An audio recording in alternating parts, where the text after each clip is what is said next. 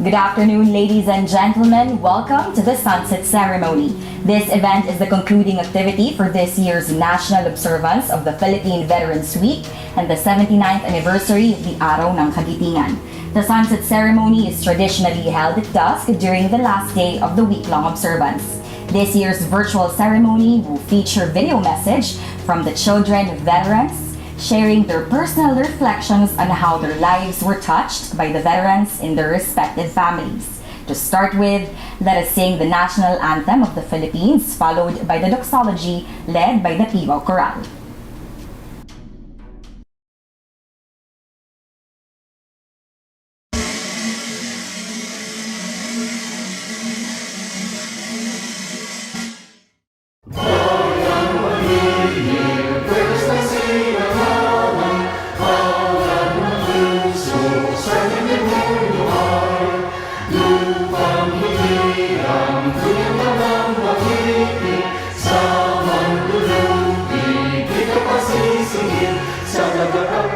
Sa simulat, sa langit ng baga, may nilagang tula at tawid sa paglayang minamahal. Ang kislat ng watawat mo'y tagumpay na namimingin, ang bituin at araw ng kailan pa may madidinig. Lupa ng araw at ating pagsinta, wala langit sa piling mo. Ang ligaya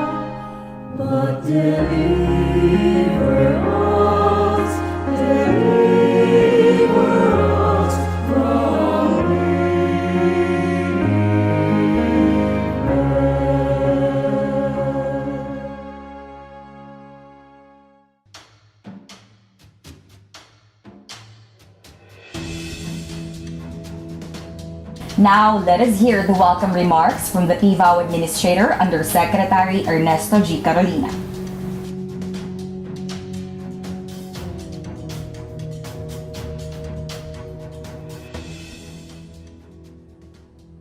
Isang mapayapang hapon sa ating lahat. Today marks the last day of the observance of the 2021 Philippine Veterans Week and the 79th Araw ng Kagitingan.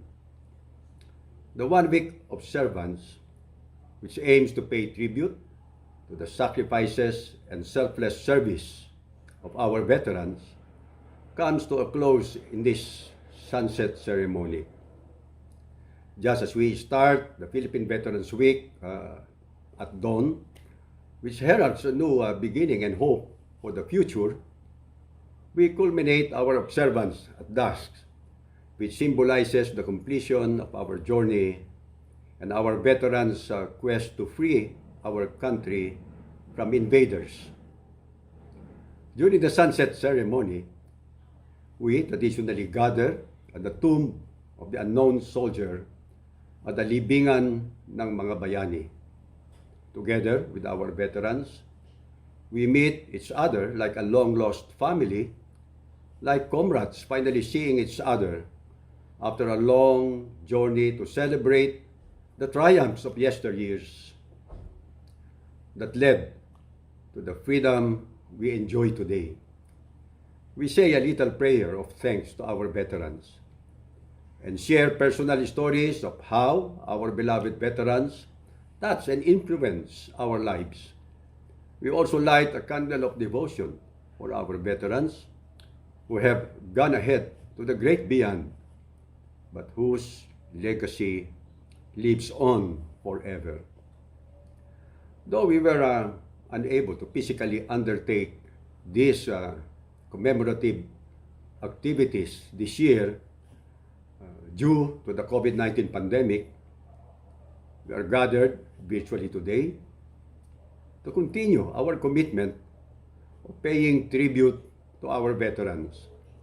We may be separated by distance now, but we are all united with the same purpose of perpetuating the stories and memorializing the heroism of our veterans.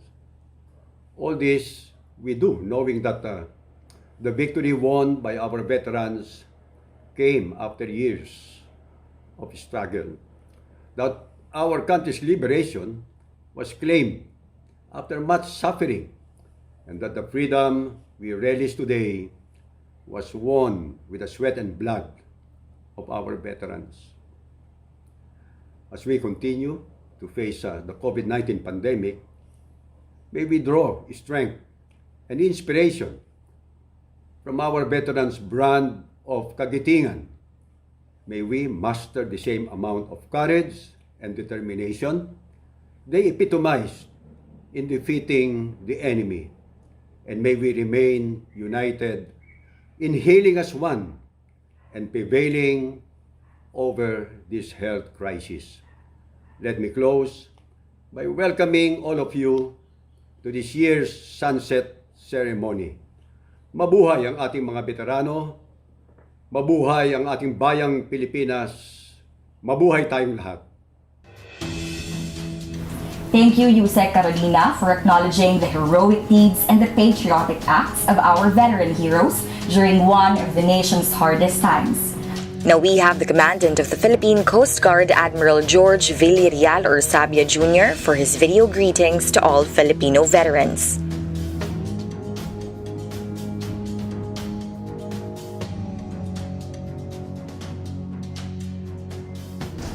The Philippine Coast Guard is one with the nation as we commemorate the heroism and bravery of our veterans and allies who fought for the national freedom during World War II.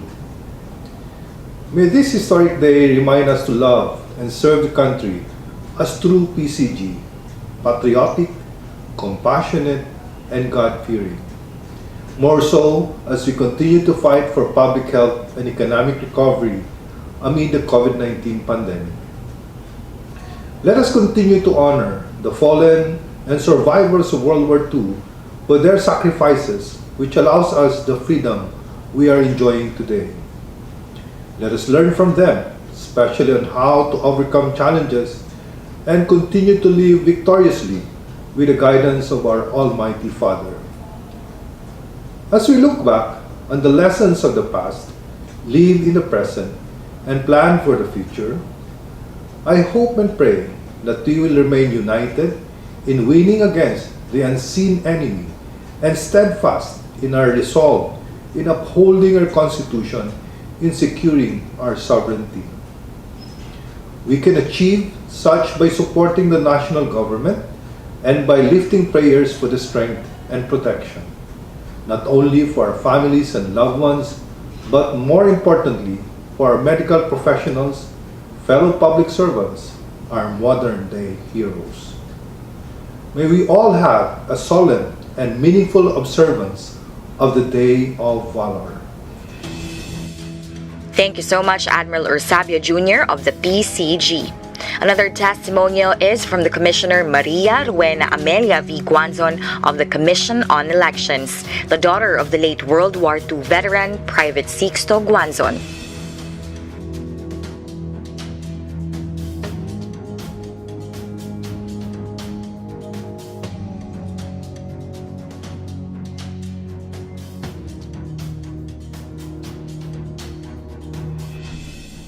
Today we honor the men and women veterans of World War II, without whose sacrifices, bravery, and hardships we would not be enjoying our freedoms here as we stand today. I also pay tribute to my father, my dear departed father, Private Sixto Rojas Guanzon, who joined the guerrilla intelligence forces in Kabangkalan at the tender age of 16, and without whose sacrifices I would not be where I am today. He was captured by 6 Japanese soldiers while on a mission in Kabangkalan, but was able to escape. Became summa cum laude in Silliman University and cum laude in his School of Law, conscious that he had a role in nation building after the war and to raise a family with integrity, courage, and above all, love of country. For you, Tatay, a snappy salute and thank you. Thank you for your service to the nation. Up next is a testimonial of Mrs. Marinette Yan Aglipay, the daughter of the late General Manuel Yan, former AFP Chief of Staff, Ambassador, and a World War II veteran.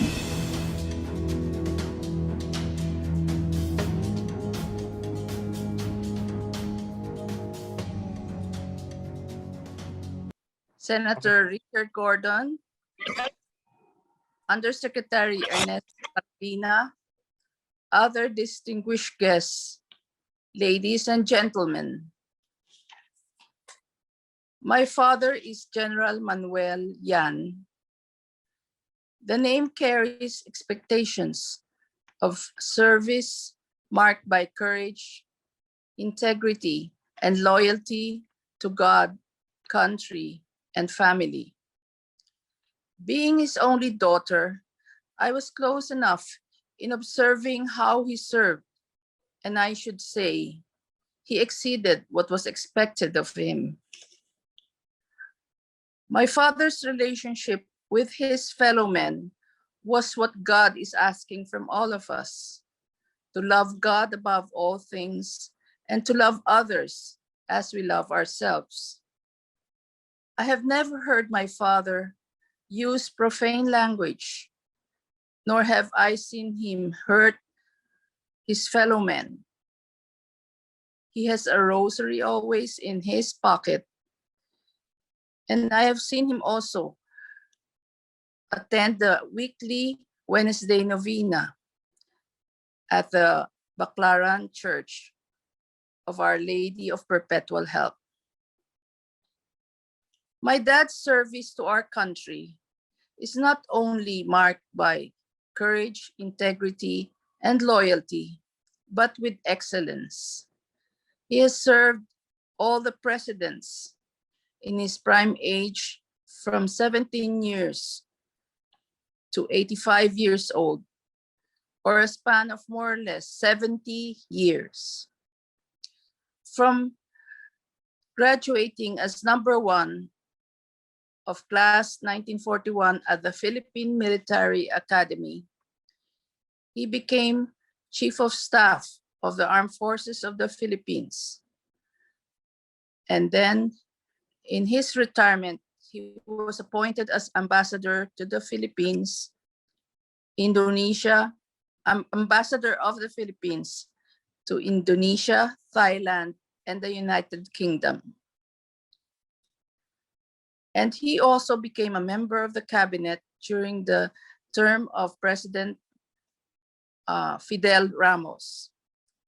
He signed for our government our first peace accord with our separatist brothers, Muslim brothers, the MILF.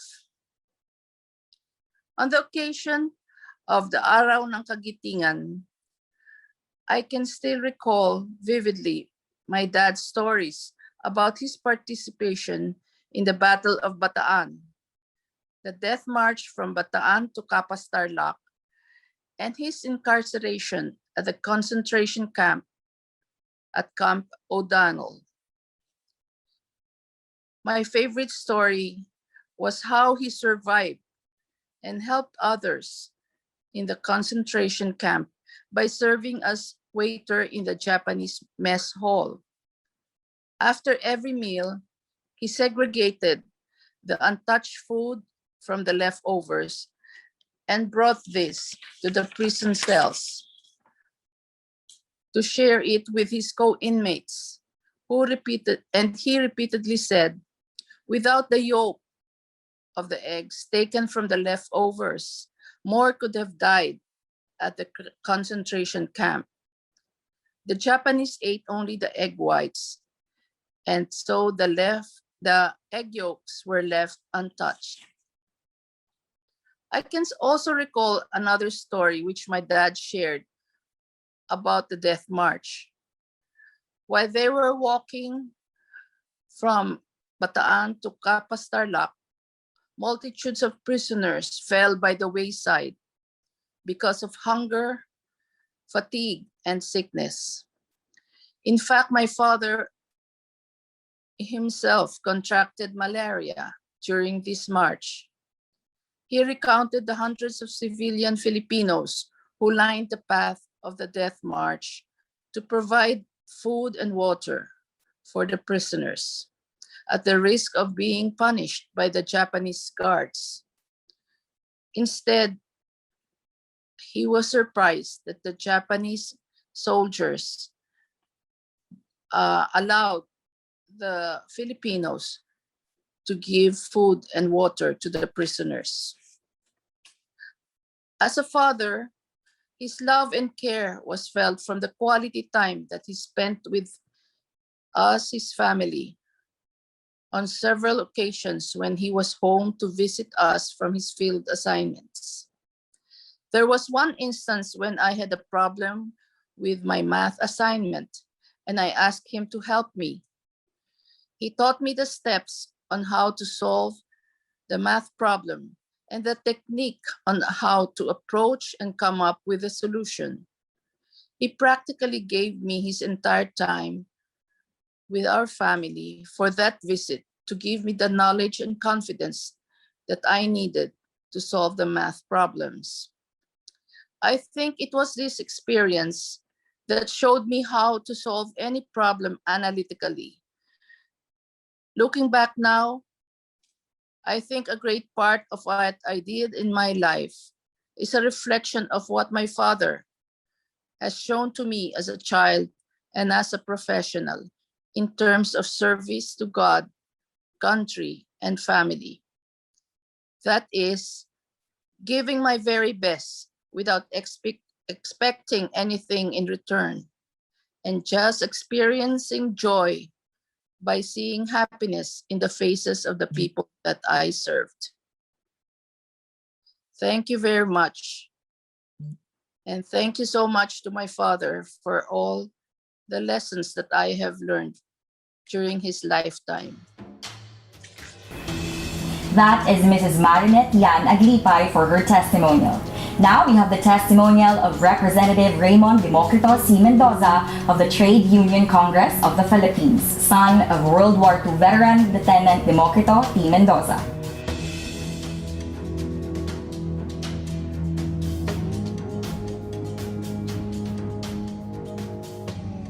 May hapon kanyang tanan. Magandang hapon. A beautiful and safe afternoon to all of you. I join all of you in celebrating the life and service of our loved ones who have honorably and proudly defended our ideals we hold together as a nation, and for having defended our country, our sovereignty, and the freedom that we now able to enjoy. Daghang salamat. Thank you to their sacrifices. Growing up, I knew my father, Lieutenant Colonel Democrito Kakito Quito Mendoza, to be a very, very strong and admirable man. And he was able to instill in me and my 14 siblings the same love for the country that he had and the same work ethic that allowed him to serve the Filipino nation. That love has transcended to the Filipino veterans, the working class and their families. Hence, Kakito's leadership in the trade union movement here and abroad. His leadership and strong will are what allowed him to become a labor leader one of the founders of the Trade Union Congress of the Philippines, Labor Center, and the party list, and the associated labor unions, ALU, and all other labor associations, coalitions at the international level, notably the ASEAN Trade Union Council. His passion and dedication ignited his desire to improve the lives of the Filipino workers and their families. It was his vision and hope that all workers are able to live in dignity, which we continue to carry with us today, and what his children and his comrades in the labor movement continue to strive towards. My father would also tell us stories of his accomplishments as a veteran, and for example, when he led his group to fight with enemy soldiers in the mountains of Cebu, and they were able to capture their enemies, and this was achieved with the sacrifices of his comrades, with only 11 of them left in the company afterwards. Besides these, he was also among those World War II veterans who helped in the reopening of the Philippine Veterans Bank, and he was also instrumental in the growth of the Veterans Federation of the Philippines, as he was a regional vice president for Region 7 for more than 20 years. Indeed, Lieutenant Colonel Democrito Quito Mendoza also initiated in raising the seed money of the Veterans Federation of the Philippines by recommending that all lifetime members of the VFP authorize the deduction of membership dues as membership fees. Besides founding the TUCP party list, he was also one of the founders of the VFP party list, or the Veterans Freedom Party, and one of its regional vice officers.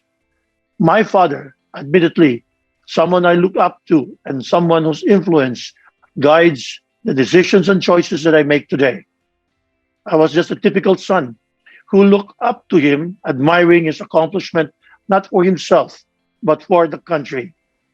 And so I pursued law school, entered government service, and as destiny would call for it, a labor leader as well. You know, he was so proud when I became a labor representative of the House of Representatives. Labor representation in elective office or politics has always been his dream for the trade union movement.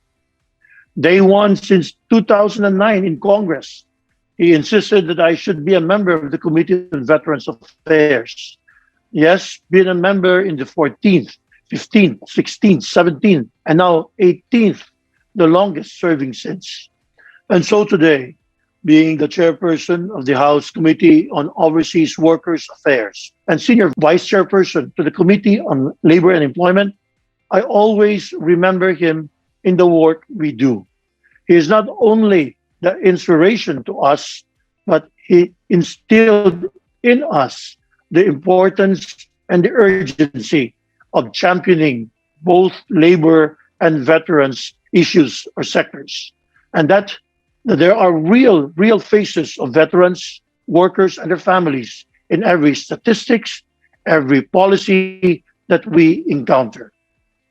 Being the son of Kakito and now the president of TUCP and also the national president of VFP SDI, sons and daughters and their descendants, it is both an honor and an immense challenge for me to carry on the torch and its legacy.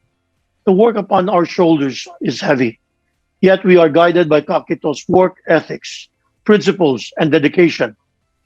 This I know, as long as there is one worker who is struggling for decent jobs and for a living wage and for occupational safety and health, we shall not tire. The labor movement will always put up a good fight, so the lives of workers and their families are truly transformed. And of course, that includes our veterans. Thank you for honoring our veterans and for holding this celebration for their sake. Daghang salamat, maraming salamat po. Mabuhay ang mga veterano. Thank you so much, Congressman Mendoza. Here is a testimonial of Philippine Veterans Bank President and COO Renato A. Claraval. He is the son of World War II veterans Lieutenant Colonel Juan J. Claraval, and 2nd Lieutenant Rizalina Claraval.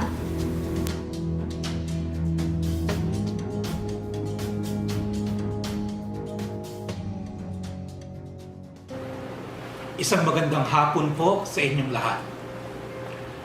It's an honor to be with you today for the sunset ceremony of Philippine Veterans Week 2021.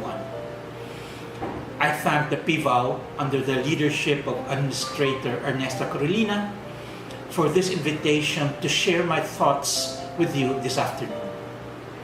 As we all know, today formally marks the close of this year's week-long series of events centering around the anniversary of the fall of Bataan, now known as Araw ng Kagitingan. Like many of you, I'm a proud descendant of veterans. Ang aking ama ay si Lieutenant Colonel Johnny Claraval mula sa Corps of Engineers. Ang aking ina ay si 2nd Lieutenant Rizalina Alvarez Claraval. May I also mention that my uncle Vicente Alvarez, a prolific writer, was beheaded by the Japanese. They were my inspiration, and they made a call to service. As a proud descendant and a member of the VFP Sons and Daughters Association, or SDAI, I'm grateful that our country officially commemorates the memory and legacy of our Filipino World War II veterans. They came from all walks of life, men and women, rich and poor, military and civilian. Many of them were simple folk, farmers, teachers, workers, fishermen. But when the motherland called, they served. And they had no hesitation simply because it was the right thing to do. That's who they were. The heroes of the Philippine Revolution were the role models. Today, it's their turn to be the shining example to us in today's generation. We just need to look at our Filipino World War II veterans for leadership.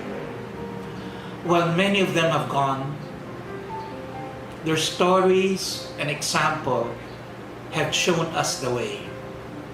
As I close, I hope this tradition of having a week to remember them will continue for generations to come.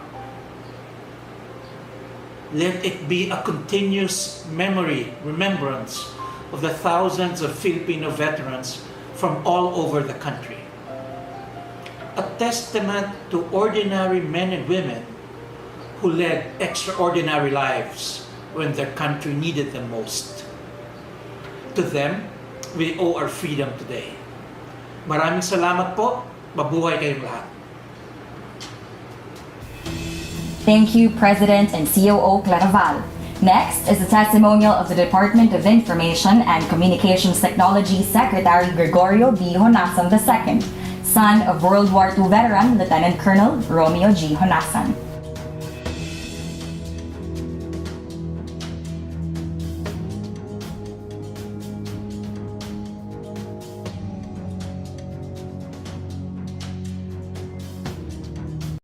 I would like to thank the Technical Working Committee of the 2021 Philippine Veterans Weekend and Araw ng Kagitingan for inviting me to share my memories of my late father, the late Lieutenant Colonel Romeo G. Honasan, Philippine Army, and for the opportunity to celebrate this event alongside other veterans and families of veterans who have defended our country.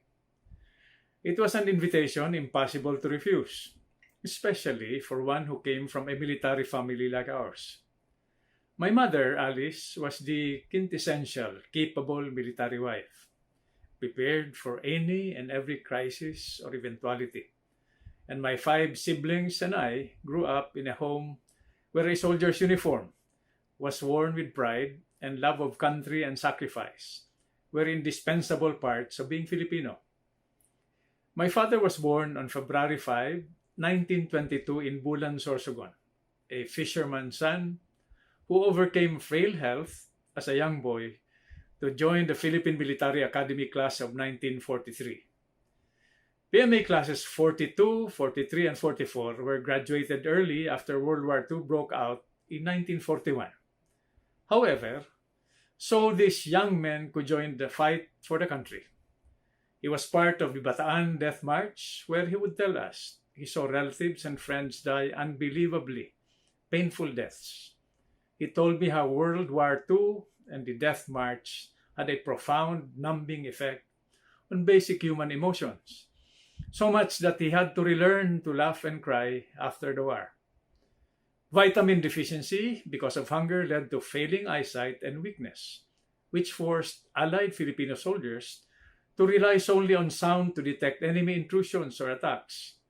Cigarettes often substituted for food to quell the soldiers' hunger pangs. Eventually, my father would escape the death march and join the guerrilla forces in Bicol, his home province. His PMA classmates and fellow defenders would remain lifelong friends and comrades. My father was a professional soldier who served two presidents, Ramon Magsaysay and Carlos P. Garcia, to the best of his ability. He organized and professionalized what was then the Presidential Security Group, helping lay the foundations of what it is now. Yet, he was forced to retire prematurely after 23 years of dedicated service because the incoming president's wife unjustly accused him of serving the outgoing administration in a partisan manner, a scenario which has unfortunately become all too familiar even to this day. Even as a civilian, he was a well-loved and respected leader.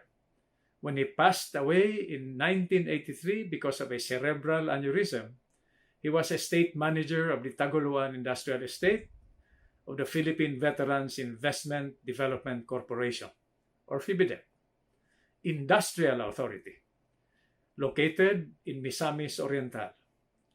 The outpouring of love and sympathy from both colleagues and workers during that most difficult time in our lives remains for me a true testament to his being an outstanding manager and a good man. My father finished paying the GSIS loan for our home in Marikina only a month before he died at age 61 and could thus be accused of unexplained poverty. Indeed, the military officers of his time who did their jobs honestly retired as middle-class professionals, and the luxuries and power enjoyed by today's top brass would remain alien concepts to my father and his contemporaries. I will never forget the advice he gave me when I graduated from the PMA in 1971. In a crunch, he said, only two things will keep your head above the water: professional competence and integrity. He remains one of the biggest influences in my life and a true role model. Today, as I remember my father and the ideals and values he upheld in his life as a soldier, a manager, and a family man, I am one with all the families and friends of veterans. I join you in honoring their achievements and thanking them for fighting valiantly for the freedom that we enjoy today. It is now our work to ensure that all their sacrifices will never be in vain. Thank you very much. Mabuhay po tayo, and God bless.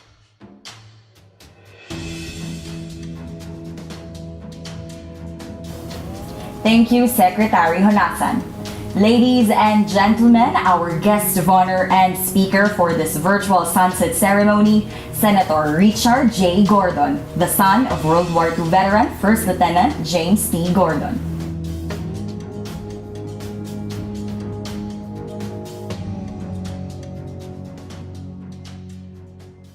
Good afternoon, ladies and gentlemen, on the sunset ceremony for Linggo ng Kagitingan. I'd like to greet you, Sec Ernesto Carolina, Bigo Administrator, and Weng Guanzon, a daughter of the veteran Sixto Guanzon, and of course the others who are going to make impressions today, including my friend Senator and now Secretary of DICT Honasan. And also I'd like to greet most especially the veterans and their relatives and their families who are andyan ngayon sa araw na ito. Napakahalagang araw na ito. Mga kababayan, kung magkamisan, we take for granted yung ating mga nakaraan. Kaya tayo ay tila walang paroroonan. Yan ang sinasabi ni Robert Frost na tayo ay naging hired men. In other words, tayo ay inuupahan ang ating mga kababayan. Pero ang ibig sabihin niyan, hindi yung direct upa. Ang sinasabi lang diyan ay na-condemn tayo na hindi tayo marunong dahil hindi natin pinapag-aralan ang nakaraan, yung mga sakripisyo ng mga naging bayani natin.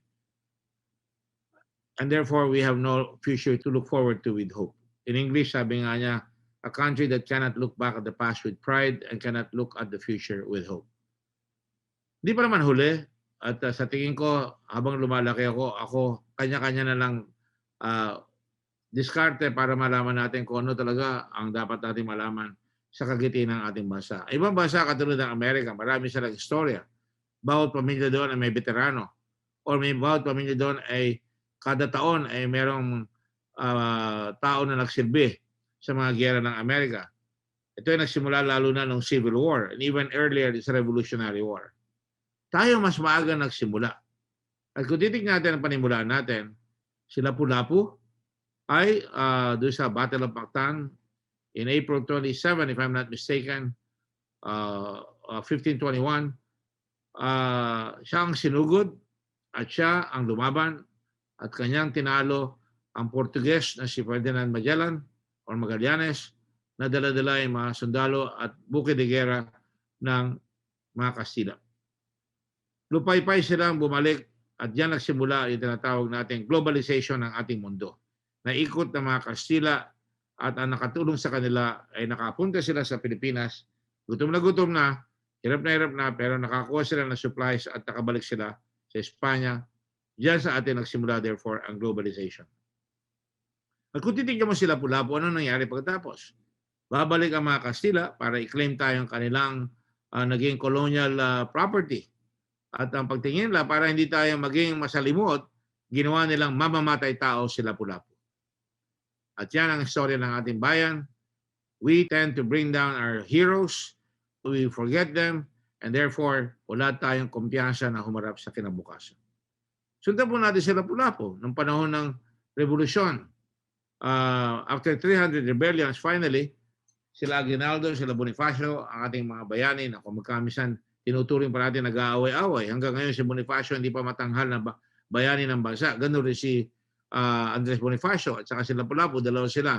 Si Aguinaldo hindi pa rin tinatanghal na bayani. Bakit? Ang mga kwento natin ay kwento na nag-aaway-away sila na pinapatay pa ni Aguinaldo. Di umano, andito tayo sa Cavite ngayon, si Bonifacio or si Antonio Luna. Pero wala naman tayong mga masasabing tunay na katibayan. At alam nyo nangyayari sa buong mundo yan na kung magkamisan, meron mga tao na humihiwalay o kumakaliwa sa revolusyon. Tulad sa Amerika, si Benedict Arnold. Pero hindi yan ang pag-uusapan natin ngayong araw na ito. Ang pag-uusapan natin ay yung kagitingan. At tulad halimbawa, ang aking lolo sa Cavite, na yung labanan sa Imus kung saan dyan tayo unang-unang nanalo sa labanan laban sa Kastila. Up to that time, before September 1 or 2 of 1896, talo po ng talo ang ating mga tao. Nakatulog si Bonifacio on the way to the Battle of Manila. Ang daming namatay. At lahat ng tangka natin kumuha ng armas dahil masyadong naudlot o nabigla yung ating revolusyon. Sumigaw na kagad tayo sa Balintawak na wala tayong handa. Katulad ngayon, wala rin tayong handa dyan sa nangyayari sa West Philippine Sea. Nabigla tayo tapos wala tayong panlaban. Hindi naman tayo nagigitla pero matagal na tayong hindi naghahanda para ipagtanggol ang bansa. So sa madaling sabi, na magitla tayo, ano nangyari? Dito sa ating bansa, nagtagumpay tayo pero samantalang sumama tayo sa Amerikano na tayo pinagbili rin sa Kastila for the sum of $20 million. Tapos doon, tayo ay lumaban sa World War II. Hindi natin pinaglaban ng Amerikano lamang, ang talagang pinaglaban ng mga bayani natin. Katulad ng mga sinasabi natin dito na sila Wenceslao Vincent, hindi nyo narinig yan. Pinakabatang delegado sa Constitutional Convention of 1935. Matalino, scholar sa UP, debater, umisip ng isang vision along with the other leaders of the time na magkaroon tayong mapilindo, Malaysia, Philippines, Indonesia. At magkaroon tayo ng isang lingwahe, bahasa, hindi Tagalog, hindi Cebuano, ngunit bahasa para tayo makiisa sa mga nagsasalita ng bahasa katulad ng Indonesia at Malaysia. At kung yung tatlong lang yun, malaki-laki tayong samahan o maging bansa, who knows, na talaga may panlaban tayo sa mga malalaking kapitbayan natin katulad ng China. Nakalimutan natin siya. Lumaban siya sa Hapon habang lumalaban pa ang mga kababayan natin sa Bataan para maibsan yung labanan sa Bataan. Pero nanalo nga siya, pero binalikan siya later on na matapos ang Bataan at hinanap siya ng mga Hapon, nakuha yung buong pamilya niya at silang lahat ay pinaslang, pinugutan ng ulo, hindi na nakita ang bangkay ni Wenceslao Vincent. Kaya ngayon, wala tayong tinatanghal na bayaning Wenceslao Vincent. Pinagsama si Lapu-Lapu na warrior at pinagsama si Rizal, matalino, scholar, sa isang taong ang pangalan ay Wenceslao Vincent ng Bicol. So makikita natin, going beyond that, nagpunta tayo sa Korean War. At doon nakita natin yung Camp Conrado Yap na nasa Sambales kayo. Panangalan kay Conrado Yap. Tinanghal ng tatlong bansa, America, Korea, and the Philippines, ang kanyang ginawang kagitingan, katapangan sa Korea. Kasama siya ng 9,000 troops na pinadala sa Korea at the dead of winter, malamig. Wala tayong malamigan na gamit, pampainit ng mga tao. Kasama niya si Bonnie Serrano na marami ring naani na mga medalya. Yung palang medalya ang hinahabol nito mga ito? No sir, lahat ng sinabi ko mga pangalan, handang lumaban yan. Kahit huwag mong bigyan ng medalya, isa lang ang common denominator niyan. Sila ay matatapang na kayang ibigay ang buong bayan, ang buong tao, kabuhayan nila sa buong bansa para lang tayo ay maging independent, maging malaya at all times. Yan ang utang natin sa nakaraan. At nakalimutan natin yan. I use very harsh language na tila nakalimutan natin yan because tanongin mo kung ano mga ginawa niya mga yan na sinabi ko, bihirang-bihira ang makakalam. I had to put up the monument of Wenceslao Vincent doon sa UP, sa Vincent's Hall, para maalala lang si Wenceslao Vincent. Or for that matter, yung Lapu-Lapu Monument na naging kaibigan ko mga Koreano dahil dumadalaw ako doon sa bantayog ng Filipino soldiers who died in Korea. At tayo binigyan ng isang malaking bantayog dahil sa aking pakikitungo sa kanila, 28 million pinagawa nila yung sa Lapu-Lapu Monument. At napagkat dyan galing ka ako yung tapang nila Bonnie Serrano, nila Conrado Yap na nagbigay rin ng buhay kasama ng ating mga Pilipino dyan sa Korea. Pero, nung nilagay yan, ayaw pa ng iba. Bakit daw ilalagay sila Lapu-Lapu? Pang Rizal lamang raw yun, bagong bayan. Yan ang hirap sa atin. Ayaw natin buksan na nakaraan para may masasabi ang ating mga kabataan na talagang isa sa puso nila ang mga sakripisyo na nakaraan. So today, here we are today. Kahapon, April 9, ang celebration natin palagi, the Fall of Bataan. Alam nyo, I never believe in the Fall of Bataan. It is the rising of the new heroes of this country na walang kailangan i-draft ng mga tao. Mas marami tayong lumaban sa Bataan, 78,000 ang lumaban doon. Of that, 65,000 were Filipinos and about 10,000 were Americans. And mas maraming namatay. 9,000 Filipinos ang namatay sa Bataan Death March, at 1,000 Americans died there. But we have forgotten them. We have turned the pages of history and forgotten them. Kaya makikita nyo, ang tawag doon sa PMA Fort del Pilar, isang bayaning pinakabata, general, at doon ginawa sa Baguio ang pangalan Fort del Pilar para matatandaan ng mga kadete yung kagitingan niya. Kagitingan niya pag na sila ay maging opisyal ng ating bayan. Pero how many of our soldiers, di naman lahat, pero ilan ang significant number have gone beyond the pale. Naging mga mapagsamantala at kulang ata sa respeto sa ating bansa. Hindi lang sila, ngunit yung mga nagtatrabaho sa gobyerno. Halos kulang na kulang sa sampalataya sa Panginoon at mas importante dahil sa Panginoon ay yung pagsilbihan ang inang bayan, lalo na yung mga mahihirap. Kaya nakikita nyo ngayon, ano ang challenges ng ating bansa? Tatlo po yan. Una, ang challenge ng COVID. Marami-rami na rin po namamatay sa atin. Mag-15,000 na. Marami-rami na rin na tinatamaan na sakit. Ngayon, record-breaking ang mga nakakasakit at namamatay ngayong mga araw na ito. Bakit ganon? Sapagkat ang ating health system has crumbled. at ang ating health system ay nasanay na yung ibang mga tao, hindi naman lahat dyan sa Department of Health, ay nawawala yung talagang unang malasakit, kusang loob, malasakit at kapwa-tao.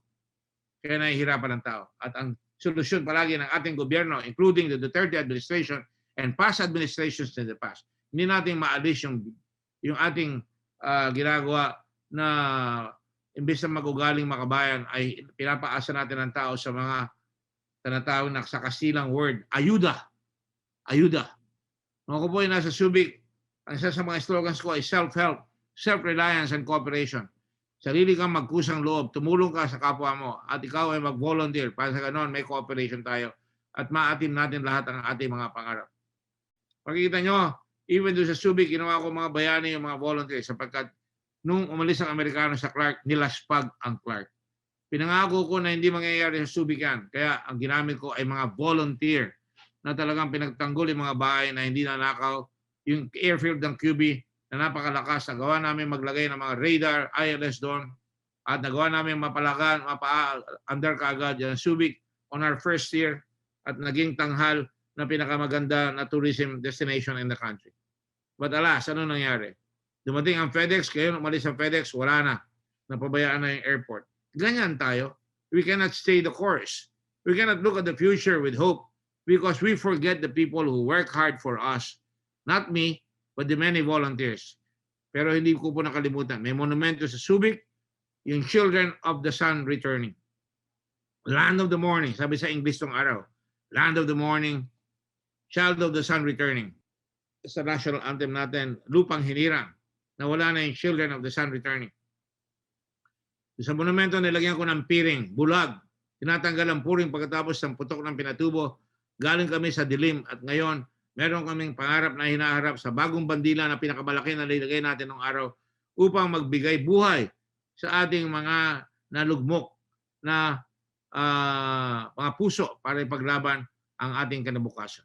Ang challenge natin ngayon sa COVID ay huwag mo na magkasakit ang marami. Kaya ngayon ginagawa namin sa Red Cross, bukod sa pinakamaraming testing, ang isang private international organization na Philippine Red Cross, sila ang pinakamaraming testing. Kahapon, nagawa namin ang 1 million test. Isang laboratory lang po yun. Ang total test ng Red Cross ngayon umaabot na sa 2.5 million. Pero yung isang katangi-tanging port area laboratory out of the 13, pinakamalaki sa lahat ng laboratorio sa buong Pilipinas. Naglagay pa rin tayo ng tinatawag na saliva testing. Ang dami pang kuskus palungus. Binayagan natin ng mura. Pero ano ginagawa? Imbis na tulungan tayo na hiningan nila ng tulong, dahil di sila makapag-testing noong araw, ang RITM nagkakandara pa, hindi magawa ang trabaho, anong ginawa? Nilapitan kami nung makita nila, nagmamadali tayong gumawa ng makabagong testing at tayo ngayon ang pinakamalaki sa buong bansa. Masaya ba ako? Hindi po. Hindi pa rin kaya sapagkat ang nangyayari habang may taong nagkakasakit mga hawayan. Ang kailangan tayo mismo, katulad ng mga bayani natin, may kusang loob na asikasuhin natin ang ating sarili para hindi tayo manghawa. Hindi natin mahawa mga mahal natin sa buhay. Kaya ano na naman ang ginawa natin? Hindi tumitigil po ang ating pag-uugali. Sabi ko, maglagay tayo. I hope makikita nyo sa mga larawan.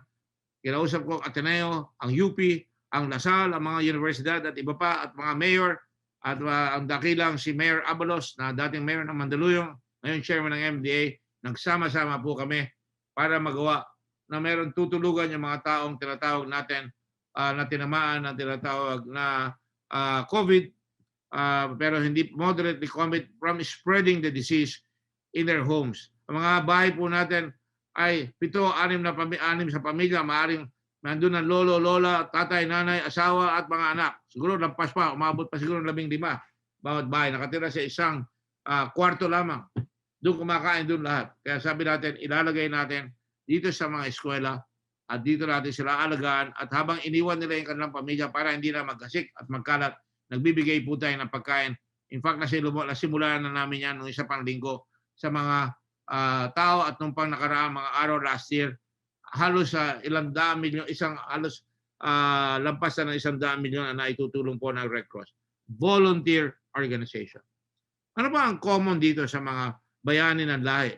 Pinilig ba sila lapon lumaban? Hindi po. Kusang loob siyang lumaban.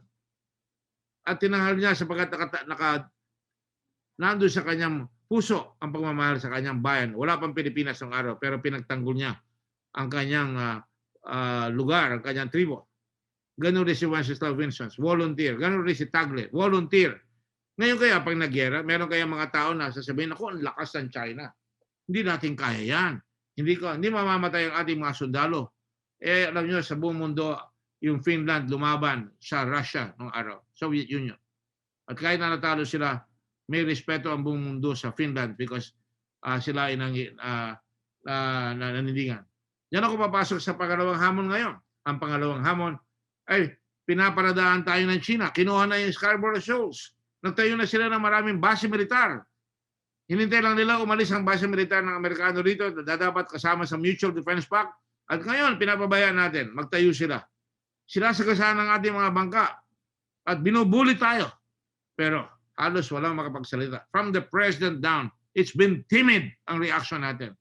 Dapat pakita natin na kahit tayo magkaibigan, kung yung kaibigan na yan ay gagawing bully, dapat maninindigan tayo. Dapat kagad, pag-isip-isip tayo na dapat tawagin natin ang mga aliado natin. Ang Taiwan, atong mga Japan, ang New Zealand, Australia, America, at South Korea, at even Indonesia, pwede siguro mag-usap-usap tayo para hindi tayo maging Europe na sinaklawan unti-unti ni Adolf Hitler, yung Rhineland, pagkatapos kinuha yung Austria, kinuha yung Poland, kinuha yung Czechoslovakia, lahat hanggang sinugod na ang kanyang aliado na na Russia na parang kunyari nakipagkaibigan pa siya kay Stalin pagkatapos sinugod din ang Russia, ang Soviet Union. Sa madaling sabi, walang magre-respeto sa taong kayuko sa mga manlulupig. Kaya ulutin ko yung kanta natin. At tayo ang perlas ng silanganan. Ang alab ng pagkagitingan ay nasa ating puso at sa dibdib mo'y buhay. Makikita nyo, tinuturo sa kanta, pero hanggang doon na lang, salita lang. Pero hindi natin ginagawa ang mga pulisiya, hindi natin ginagawa ang dapat nating isipin para lumakas ang ating armed forces. Minimit ko sinasabi, ilang beses ako nagsasabi dyan at pinaglalaban ko palagi ang budget ng militar na sinasabi ko nga, palakasin natin ang militar, hindi para supilin ang mga kababayan natin Pilipino, ngunit may panlaban tayo kung tayo ay aatakihin ng sino man. Isang bansang mahina, isang bansang walang kakayahan sa militar. Sa Japan, ang tawag nila, strengthen the military and enrich the country. Pag pinayaman natin ang bansa, meron tayong pambayad doon sa mga kailangan natin sa militar. At naging world power ang Japan in World War II. World War I pa lang, tinalo na nila ang Soviet Union, ang Russia in 1905 in the Battle of Tsushima. So, ang tingin ko, where there is no vision, people perish. Yan ang sinasabi sa Biblia. At yan nakikita natin, nahihirapan tayo. Pasok tayo sa pangatlong hamon ngayon panahon na ito na kailangan rin ng kagitingan, kasipagan at pagtsatsaga, kusang loob, malasakit at kapwa-tao. Di ba natatapos ito? Nakikita natin ano sinasabi sa atin. Tayo are one of the laggards now. Hindi tayo makabangon dahil mali ang pagbabaksination natin. Mabagal, nahuli. Ayoko magsabi ng fix the blame. Napakarami ng tao dito sa Pilipinas walang ginawa kundi mag-blame throwing. Kumbaga flame thrower, ito blame throwing. Hindi ako sumasang-ayon dyan. Ang kailangan natin, isang bansa tayo to fix the problem. Ang leader, ang paka niyan, hindi magabot lamang, ngunit palakasin ang loob ng tao at palabasin ang galing ng bawat mamamayan. Katulad ng mga ginawa ng mga mamamayan natin na laban sa Kastila, from Lapu-Lapu all the way down to Vinsons, to Tagle and everybody, and to Bonnie Serrano and Conrado Yap. Namatay si Conrado Yap, nakakuha ng pinakamaraming medalya at namatay siya doon at ganoon rin si Bonnie Serrano. Nakabalik dito pero wala rin, nakalimutan na rin. So, ang hinahabol natin ngayon, makabangon tayo sa ekonomiya. Tingnan nyo ang turismo. Diyan tayo pinakamabilis dapat makabangon. Nagawa po natin yan doon sa Wow Philippines. Baksak ang turismo. Walang budget. Wala ko kung kinuha ng advertising agency. Pero Wow Philippines. World of Wonders. Pagka nakita nyo yung dagat, malakas ang loob natin, may kumpiyansa na warm over winter. Makita yung puti ng Boracay, yung Cebu, yung mga bayan natin na may beach. Dito, sa Cavite, madagamit natin lahat yan. Hindi na tawag natin na watch our water world, ang ating mga coral. Watch our whales, panay WOW yan, nandiyan lahat yan. Pampakisig ng loob at pagpakita ng tapang. Wars are fought not just on the battlefield. The wars start with the war against poverty. Ito ang gera natin ngayon. So sa mga darating na panahon po, gusto kong mag-disenyo Nung ako ay Secretary of Tourism, ginawa ko nga po yung Bagong Bayan and Rizal. Mahilig akong gumawa ng mga monumento na ginapakinabangan. Yung Victories of the Revolution sa Cavite, pinapa-repair po natin uli yan at saka yung dito sa Intramuros. Meron tayong bantayog ni Malvar sa Batangas, the last Filipino to surrender to the Americans. Andiyan rin, nung ako ay senador na, ginawa ko pa rin yung 60th anniversary. Umikot tayo sa buong Pilipinas na kung kailan tinanghal natin yung liberation ng mga Pilipino at Amerikano ng ating bansa in World War II. At hindi tayo tumitigil sapagkat pinaglalaban rin natin yung mga pensyon laban na dapat binigay ng Amerika right after the war na kinalimutan tayo. Pupunta po ako sa Washington at kasama ko yung ambahador natin na ang pumanaw na si Willie Gaa na pinaglaban namin na mabigay sa atin hanggang kinausap ko mismo si Bush harap-harapan, kasama ko si Gloria Macapagal-Arroyo, 5 kaming kabinete na sinabi ko, nakalimutan nyo ang pangako nyo sa bansa. At today, habang nag-uusap tayo, may mga namamatay na mga veterano. So masasabi ko po sa inyo, hindi tumitigil ang alab ng ating puso. Bawat Pilipino, hindi tayo susuko sa mga paghamon ng panahon.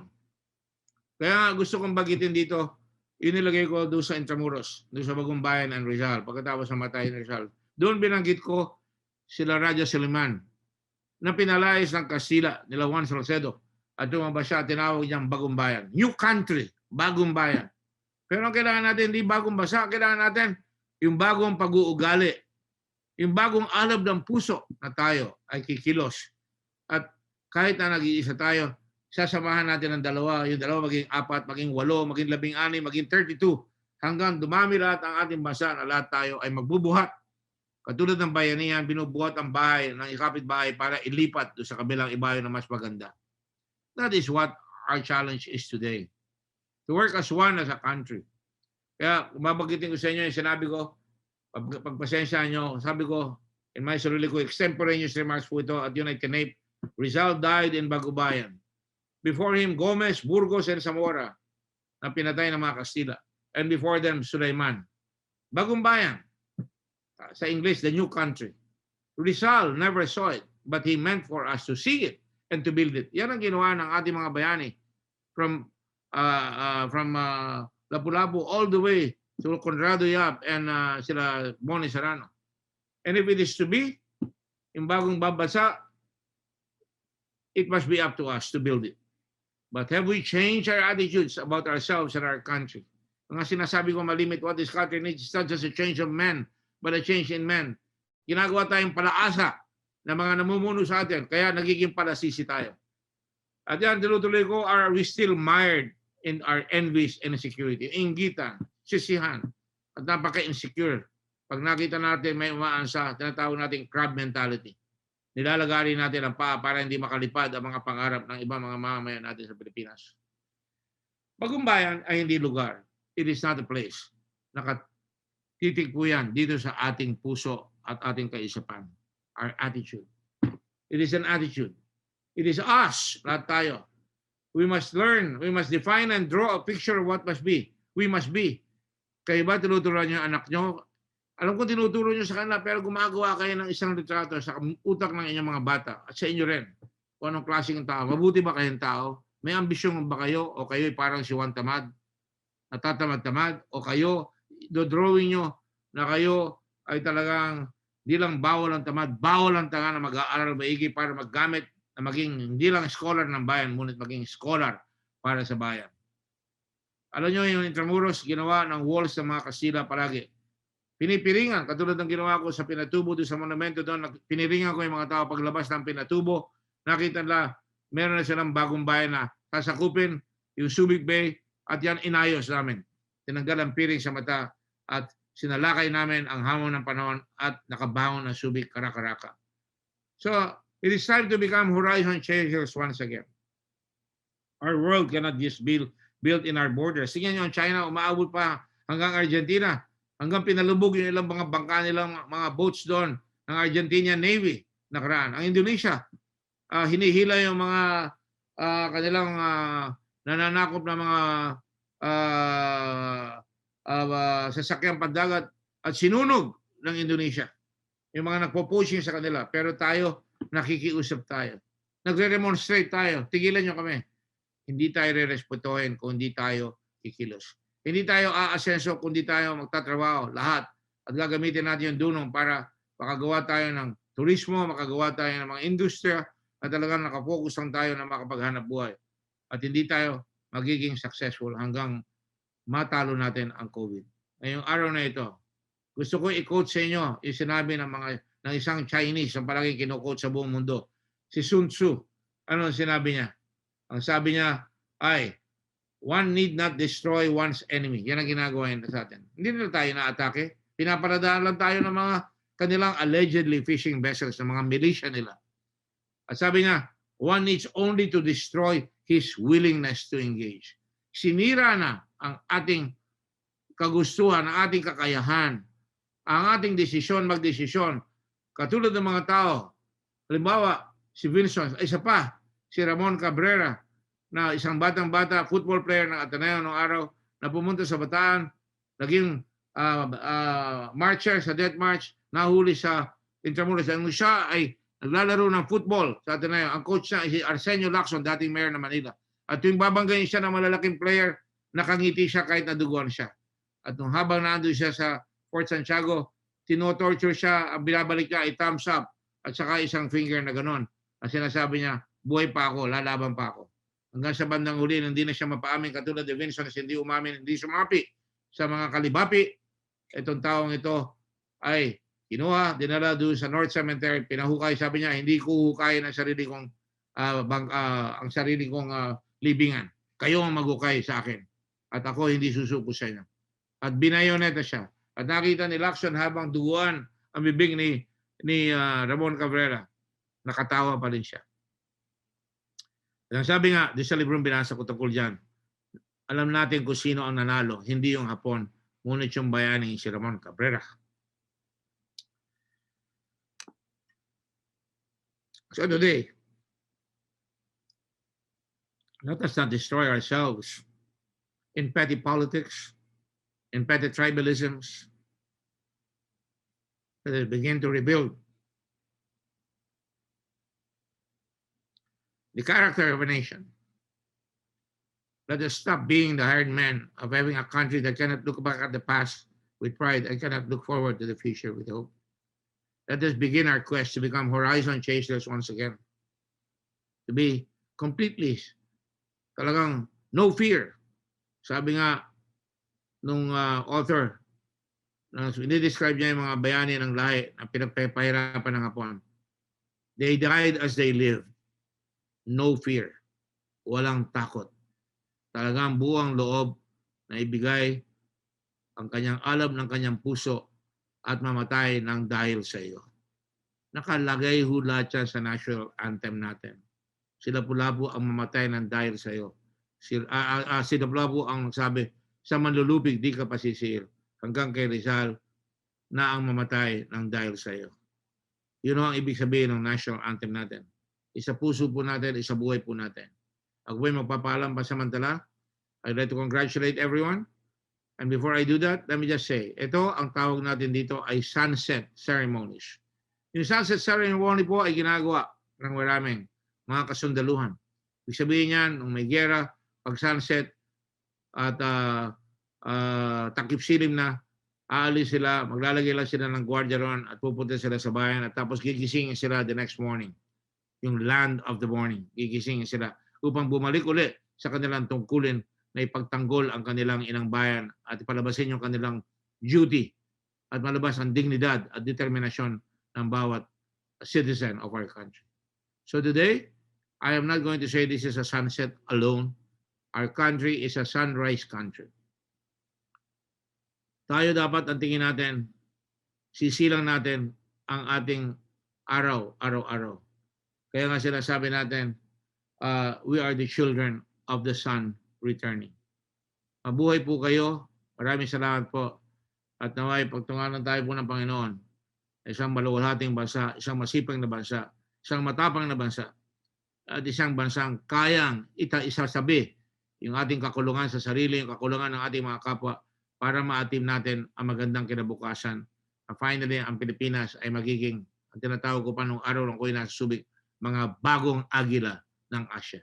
Mabuhay po ang Pilipino, mabuhay po lahat ng mga bayani, mabuhay po lahat ng ating mga sundalo at lahat ng kawani. Naway magbago tayong lahat at maging talagang tunay na bayani ang bawat lahi. Hindi tayo kailangan mamatay, maging bayani habang buhay pa tayo.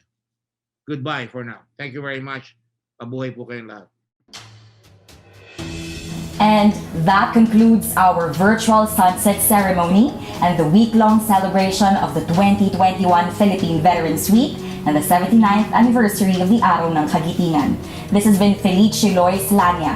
Mabuhay ang mga veterano, mabuhay ang mga bayaning Pilipino. Thank you so much and stay safe, everyone.